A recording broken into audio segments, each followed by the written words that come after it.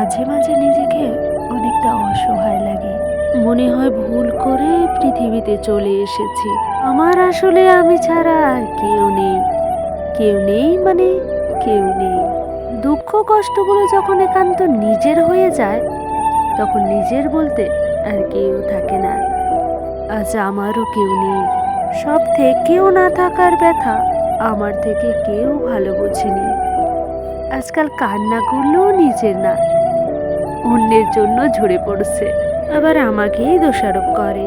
আমার আসলে মানুষ না হয়ে অন্য কিছু হয়ে জন্মানো উচিত ছিল। আমি ক্লান্ত, মন অনেক অশান্ত। আমাকে দুদণ্ড শান্তি কে দিবে বলো? অথচ এক জীবনে আমার চাওয়া পাওয়া তেমন কিছুই ছিল না।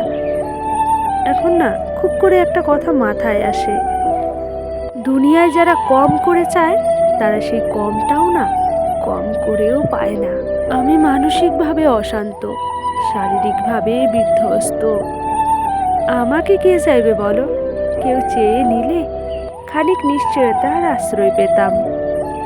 এই বলে অভয় দিতাম যে আমারও কেউ আছে, আমার দুঃখগুলোর বোঝা টানবার মতো আমার সাথেই কেউ আছে। এই বলে নিজেকে সান্ত্বনা দেওয়ার মতো ভাষা নিয়ে হয়তো আমি জন্মাইনি এই পৃথিবীতে।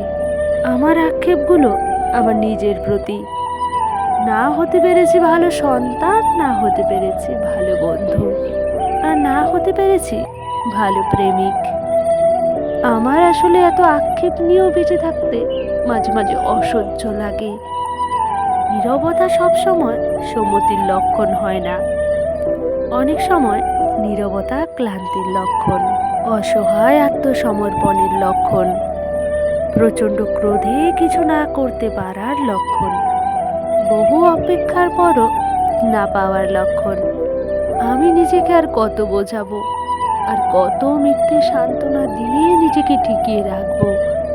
এই পৃথিবীতে আমার ব্যথা বয়ে বেড়ানোর জন্য আমি ছাড়া আর কেউ নেই। এটা কবে মনে প্রাণে বিশ্বাস করব আমি? আমার আসলেই মানুষ না হয়ে অন্য কিছু হয়ে জন্মালেই ভালো হতো। অন্তত সব ভুলে দুদণ্ড শান্তি তো পেতাম।